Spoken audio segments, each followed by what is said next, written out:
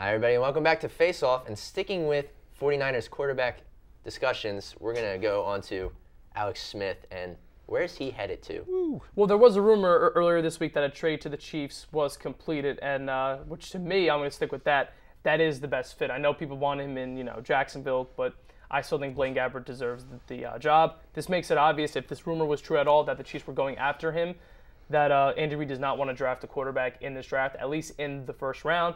To me, the best fit is Andy Reid because he can mold anybody. I always thought that the best fit for him was the San Francisco 49ers. Get over it. I'm just saying you put any quality starting quarterback in that role and they win.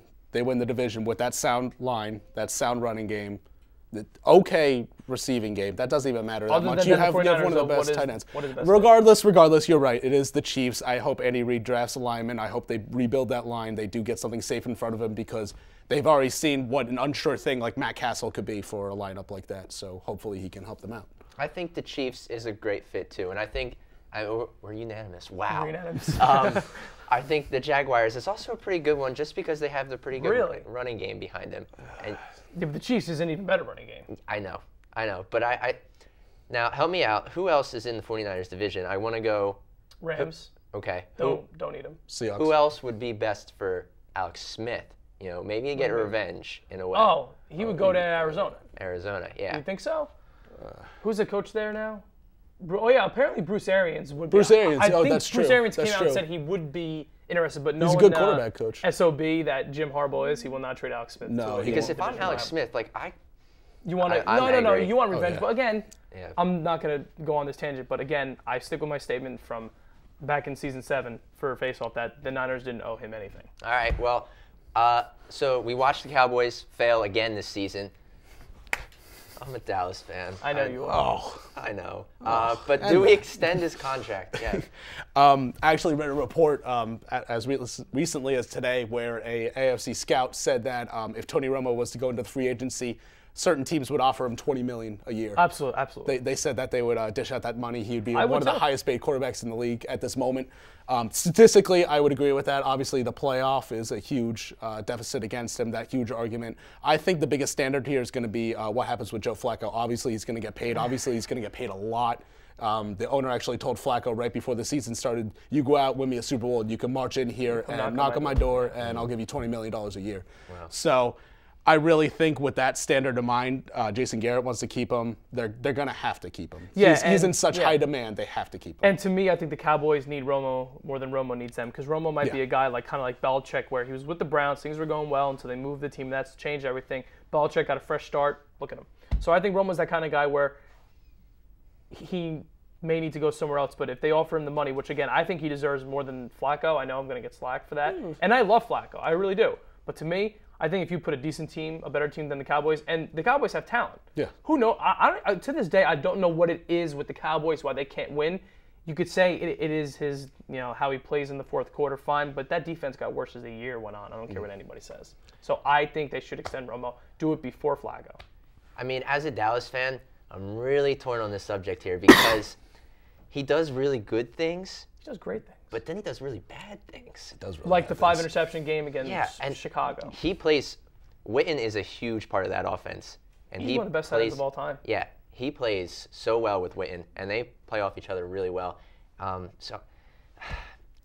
guess you keep him, but like you said, you don't know where else he's going to go, and they need him more. Maybe it's a personnel change. Yeah, and again, for the record, that pick against Washington, I was happy that they lost, but when he threw that pick, I screamed, "What are you doing?" I still don't know why he does that decisions. Yeah. But I think that comes from he feels like he has to put the team on his shoulders because they have no defense. Yeah.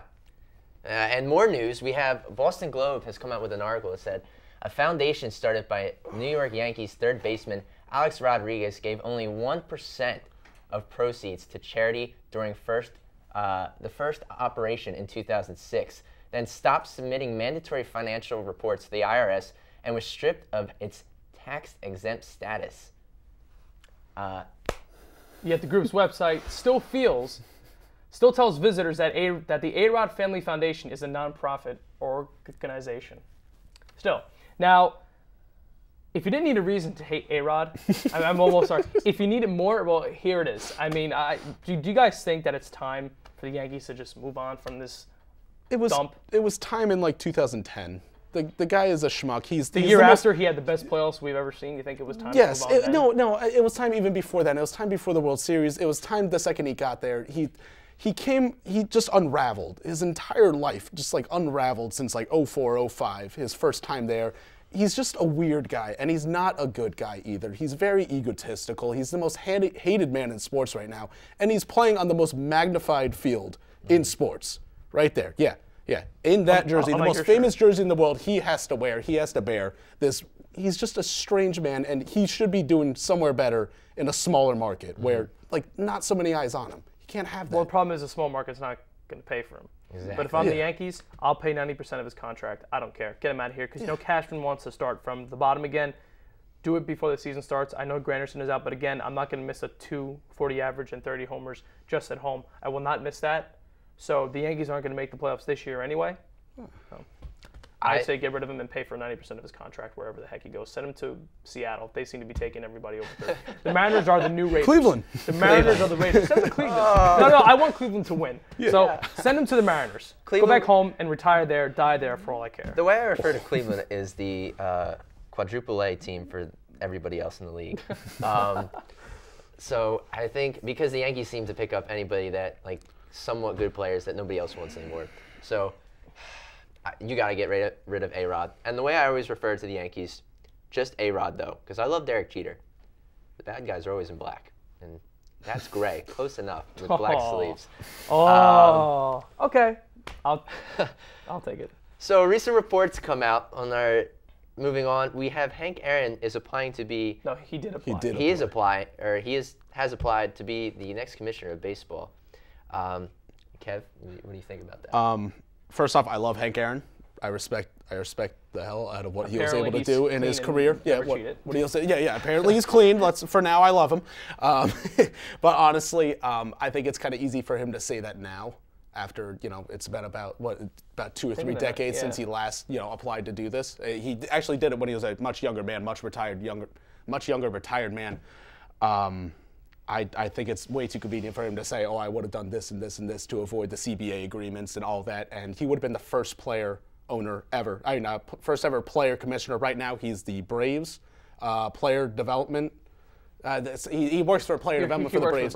Obviously, he's doing a very good job. Braves are a very good team. They're going to be very good for years to come. Yeah. I think he needs to stick with that. No, yeah, and he wanted to do something that Selig did anyway, which has put more interleague play, which I like. I know a lot of traditionalists don't like, but Selig's done that anyway. The only thing he said, if it's either you have DH or you don't. So he thinks either DH for both leagues or DH for none. I say leave it the way it is, so we have the difference between the leagues. But the salary cap thing, he's a big proponent of that. I say that's the only reason why I would accept him as commissioner. But I don't think you can have a player as commissioner, just like you can have players voting for the Hall of Fame. Only time will tell what happens to Hank Aaron and see where he goes. But let's take a break, and we'll be back.